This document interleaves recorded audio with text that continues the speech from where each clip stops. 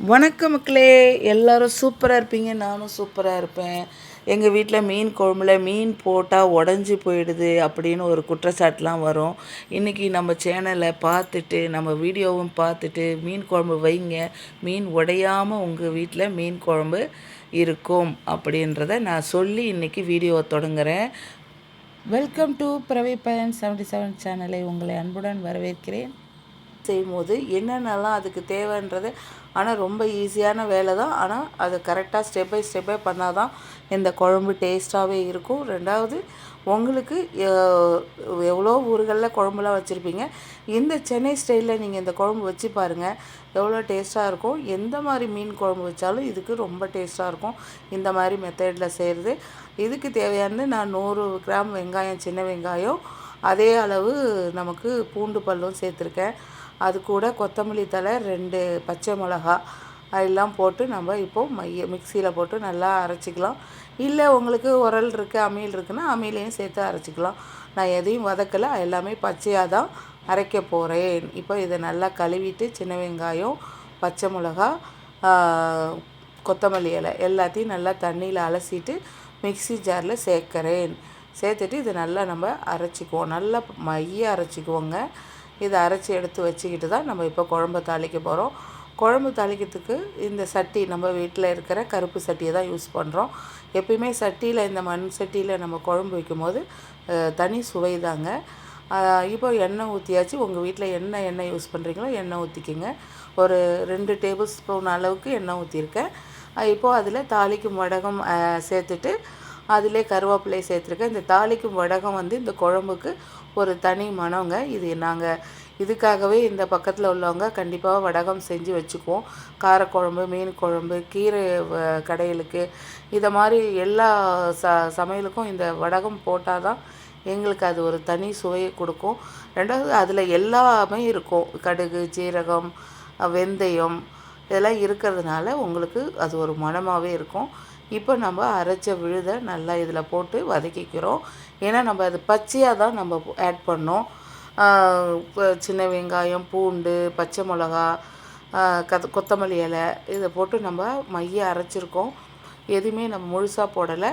நல்லா அரைச்சிட்டு நல்லா சட்டியில் நம்ம அந்த வடகம் போட்டதை தாளித்து அதுலேயே கருவேப்பிலையும் போட்டு நல்லா தாளிச்சிட்டு, இப்போ அதை வதங்குற நேரத்தில் இன்னொரு வேலை என்னென்னா, தக்காளி நான் 5 பழம் போட்டிருக்கேன் எங்கள் வீட்டுக்கு.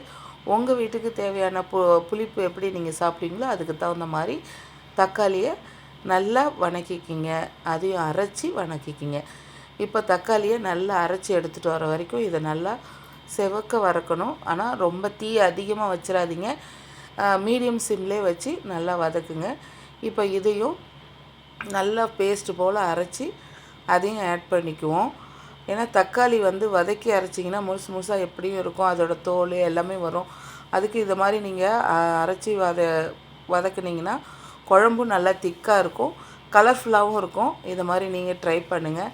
ஏன்னா மேக்ஸிமம் மீன் குழம்புக்கு வெட்டி துண்டாக வெட்டி போட்டு தான் வதக்குவாங்க. ஆனால் நான் அப்படி இல்லை, நான் மிக்சி ஜாரில் நல்லா மைய அரைச்சிட்டு சேர்த்துருக்கேன். ஏன்னா உங்களுக்கு அது வந்து முழுசாக இருக்காது. ரெண்டாவது, குழந்தைங்களுக்கு அது டேஸ்ட்டு ஒரு மாதிரி இருக்கும்னு சொல்லுவாங்க. ஆனால் ரெண்டாவது, குழம்பு திக்காக இருக்கும். இப்போ நான் ஏற்கனவே புளியை ஊற வச்சுட்டேன். ஒரு எலுமிச்சங்காயோட கொஞ்சம் பெருசாகவே, ஆரஞ்சு பழத்தோட கொஞ்சம் சைஸ் என்னது ஊற வச்சுருக்கேன். ஒரு 100 கிராம் அளவுக்கு கம்மியாக புளியை ஊற வச்சுடுங்க. நல்லா அதை கரைச்சி எடுத்துக்கோங்க. அதுக்குள்ளே இதை வதங்கட்டும்.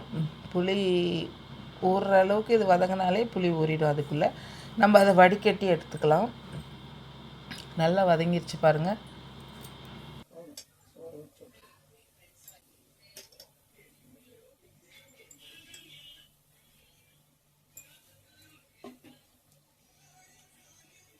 அரைச்சி வச்ச தக்காளியை வதக்கின இதோட சேர்த்தாச்சு. இப்போ இதையும் நல்லா பச்சை வாசனை போக வதக்கணும். நம்ம தக்காளி பச்சையாக வச்சுங்க, வதக்காமல் போட்டோம்ல, அதனால் பச்சை வாசனை போக அதையும் சேர்த்து வதக்கினா மிக்சிங்கோட கலர் ப்ராடே எப்படி வரும். கலர் காம்பினேஷனு செம்ம காம்பினேஷனாக வச்சுக்கோங்க. அந்த லைட் க்ரீனுக்கும் பிங்க்கு தக்காளியோட கலருக்கும் இதோட சேர்த்து வச்சுக்கோங்க. நைஸ். இது நல்லா வதங்கிட்டு வருது இப்போது. இது வதங்கிட்டு வர்றதுக்குள்ளே நம்ம புளியை ஊற வச்சோம் இல்லையா, அது தாளிக்கும் போதே நம்ம ஊற வச்சாலே போதும். நல்லா வடிகட்டி எடுத்துக்கலாம். இந்த புளி வடிகட்டி நாங்கள் வந்து எங்கள் வீட்டில் எல்லார் வீட்லேயுமே வாங்கி வச்சுருப்போம். இதில் இந்த நாங்கள் சொன்ன மாதிரி வீட்லேயே நாங்கள் புளியை அந்த சக்கையோடு தான் வச்சுருப்போம். அதனால தான் எங்களுக்கு இந்த வடிகட்டின்றது ரொம்ப யூஸ்ஃபுல்லாக இருக்குது.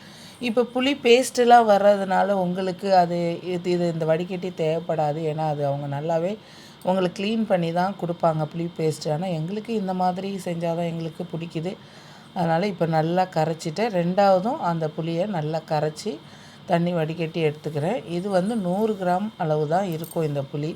இது ஒரு 2 டேஸ்க்கு மீன் குழம்பு ஒரு 10 பேர் சாப்பிட்ற அளவுக்கு செஞ்சோம் நாங்கள். ஏன்னா எங்கள் வீட்டில் விருந்தாளிலாம் வந்திருந்தாங்க.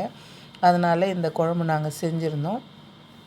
டேஸ்ட்டும் உங்களுக்கு நல்ல அது வாசனை வந்து இப்போது திக்கும் வாசனை குழம்பு வந்து உங்களுக்கு அந்த அளவுக்கு இருந்தால் தான் மீன் குழம்பு சாப்பிடவே ரொம்ப இன்ட்ரெஸ்ட்டாக இருக்கும்.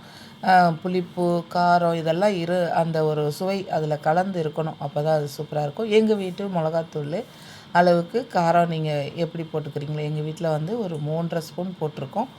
உங்களுக்கு காரம் எவ்வளோ தேவைப்படுதோ குழம்பு மிளகாத்தூள் ஆட் பண்ணிக்கிங்க. இது மஞ்சள் தூள் வந்து நான் சின்ன ஸ்பூனில் ஒரு 1.5 ஸ்பூன் போட்டிருக்கேன். இது கலருக்காக தான் இது சேர்க்குறதுன்னு கிடையாது. உடம்பு ரொம்ப நல்லதுக்கு இந்த சேர்க்குறது இந்த மஞ்சள் பொடி. இப்போது அதில் உப்பு ஆட் பண்ணியாச்சு புளியில். அதுக்குள்ளே இது நல்லா வதங்கிருச்சு. நான் இந்த வாசனை பச்சை வாசனை போகிற அளவுக்கு வதக்கணும். ஏன்னா இது வதங்குறதுல தான் மீன் குழம்புக்கு உள்ள டேஸ்ட்டு கண்டிப்பாக சூப்பராக இருக்கும். நீங்கள் இந்த மாதிரி வதக்கி செஞ்சு சாப்பிட்டு பாருங்கள். இப்போ நம்ம புளிக்கரைசலும் அந்த மிளகாத்தூள் மஞ்சள்தூள் உப்பு எல்லாம் சேர்த்தாச்சு புளிக்கரைசலில். அதில் நம்ம ஆட் பண்ணிவிடுவோம். ஆட் பண்ணிவிட்டு நல்லா கிண்டி விடுங்க. தண்ணி ஊற்றி இன்னும் கொஞ்சம் நல்லா இந்த சட்டி பெரிய சட்டி இந்த வீடியோவில் பார்க்கும்போது உங்களுக்கு சின்னதாக தெரியும். நல்ல பெரிய சட்டி தான். நல்லா கலந்தாச்சு. இப்போ கலந்து அந்த கொதிக்கிற நேரத்தில் நம்ம வெட்டி வாங்கிட்டு வந்த சங்கரா மீன் வவ்வா மீன் சொன்னாங்க, அதையும் வாங்கிட்டு வந்திருக்கோம். அது 2த்தையுமே நாங்கள் போட்டு கழுவி இன்றைக்கி குழம்புல போட போகிறோம். சங்கரா மீன் தான் நம்மளுக்கு சென்னை மீன் குழம்புக்குள்ளே ஸ்பெஷல். இப்போ அந்த குழம்பு கொதிக்கிற நேரத்துக்குள்ளே நம்ம மீனெல்லாம் நல்லா கழுவி எடுத்துக்கலாம். ஏன்னா இப்போல்லாம் வீட்டுக்குள்ளேயே தான் இடம், வேறு எங்கே பாருங்கள். குழம்பு நல்லா கொதிக்க ஆரம்பிச்சிருச்சு சட்டியில். வாசனை இப்பயே செமையாக இருக்குது. இந்த மாதிரி வேலையை செஞ்சுக்கிட்டே நான் வந்து ஷிங்க்லேயே நான் கழுவிட்டேன். குழம்பு நல்லா கொதித்து வரப்போ நம்ம மாங்காயை வெட்டி நான் போட்டிருக்கேன். உங்களுக்கு இது வேண்டாம் அப்படின்னா ஸ்கிப் பண்ணிவிடுங்க. எங்கள் வீட்டில் மீன் குழம்புனா மாங்காய் இருக்கணும். அதே மாதிரி சென்னை குழம்பு அப்படின்னு சொன்னாலே மாங்காய் இல்லாமல் மீன் குழம்பு கிடையாது. அதனால் நாங்கள் மாங்காய் ஒரு மாங்காய் வெட்டி நான் போட்டிருக்கேன். அந்த குழம்பு கொதிக்கட்டும். இன்னும் கொஞ்சம் அந்த மாங்காய் வேகிறதுக்குள்ளே நான் இந்த மீனெல்லாம் கழுவிட்டேன். நல்லா உப்பு போட்டு கழுவுங்க மீனை. கழுவி எடுத்து வச்சுட்டு இந்த மாங்காய் வெந்த பிறகு ஒரு நல்லா கொஞ்சம் 3/4 பாகம் வெந்திருக்கும். வெந்த பிறகு நீங்கள் மீனை நல்லா அலசி வடிகட்டி தண்ணி எடுத்து வச்சுட்டு நீங்கள் இப்போ போட போகிறீங்க. இப்போ பாருங்கள், ஒவ்வொரு மீனாக போடுங்க. டக்குன்னு எல்லா மீனையும் போடக்கூடாது. ஒரு மீனாக தான் போடணும். ஃபஸ்ட்டு சங்கரா மீன் போடுறேன். அதுக்கப்புறம் வவ்வா மீனோட தலை துண்டு இதெல்லாம் போட்டிருக்கேன். இது குழம்பு வந்து உங்களுக்கு 2 டேஸு வெளியே இருந்தாலும் ஒன்றுமே ஆகாது. அதே மாதிரி டேஸ்ட்டு வேறு லெவலாக இருக்கும். கோதுமை தோசைக்கு, ரைஸுக்கு, நல்ல நம்ம இட்லி தோசைக்கு எல்லாத்துக்குமே இந்த மீன் குழம்பு வந்து அவ்வளோ டேஸ்ட்டாக இருக்கும். வாசனையும் உங்களுக்கு மீன் குழம்புனா அது ஒரு தனி ஒரு ஸ்மெல்லு அவ்வளோ நல்லாயிருக்கும். இந்த மாதிரி செஞ்சு சாப்பிடுங்க. உங்களுக்கு இந்த வீடியோ ரொம்ப பிடிச்சிருந்தா லைக் கொடுங்க. நம்ம சேனலை இன்னும் சப்ஸ்கிரைப் பண்ணாமல் இருந்தீங்கன்னா ஒரு சப்ஸ்கிரைப் பண்ணிவிட்டு இந்த வீடியோ உங்களுக்கு ரொம்ப பிடிச்சிருந்ததுன்னா உங்கள் ஃப்ரெண்டுங்களுக்கு ஷேர் பண்ணுங்கள். இந்த வீடியோவில் வர குழம்பு நான் அப்படியே டைரெக்டாக செய்யும் போதே நான் எடுத்தது, வீடியோக்காகன்னு எடுக்கலை. ஓகேவா? இந்த பாருங்கள், இப்போ மீனெல்லாம் போட்டு நீங்கள் கரண்டியை போட்டு கலக்கக்கூடாது. இப்படி சட்டியில் நல்ல ஒரு டவல் பிடிச்சி, ஏன்னா சூடு தாங்காது, நல்லா மெதுவாக குலுக்கி விடுங்க. அப்போது உங்களுக்கு மீன் நல்லா எல்லாமே டிப் ஆகிடும். அதனால் ரொம்ப ஹை ஃப்ளேமில் வச்சிடாதீங்க. டக்குன்னு அந்த மீனெல்லாம் உடஞ்சி போயிடும். அதனால தான் நான் இப்போது ஸ்லோவாக ஃப்ளேமை வச்சுட்டு கொஞ்சம் ஒரு கொதி வந்துட்டுன்னு மூடி வச்சுட்டேன். இப்போ பாருங்கள், மீன் குழம்பு நல்லா ரெடி ஆயிடுச்சு. மீனும் வெந்துருச்சு. மீன் வந்துருச்சுன்னு எப்படி தெரிஞ்சுக்குவீங்க அப்படின்னு பார்த்தா, மீன் கண் நல்லா வெள்ளையாக வெளியே வந்திருக்கும். அதுதான் மீன் வந்துருச்சு. நல்லா சாஃப்டாக இருக்கும். இதை மாதிரி நீங்களும் செஞ்சு சாப்பிட்டு எப்படி இருந்ததுன்னு கமெண்ட் பண்ணுங்கள் ஃப்ரெண்ட்ஸ். இது சென்னை ஸ்பெஷல் மீன் குழம்பு. அப்போ நீங்கள் வீட்டில் செஞ்சு கொடுத்து நல்ல பாராட்டுகளை வாங்க ஃப்ரெண்ட்ஸ். பாய் பாய்.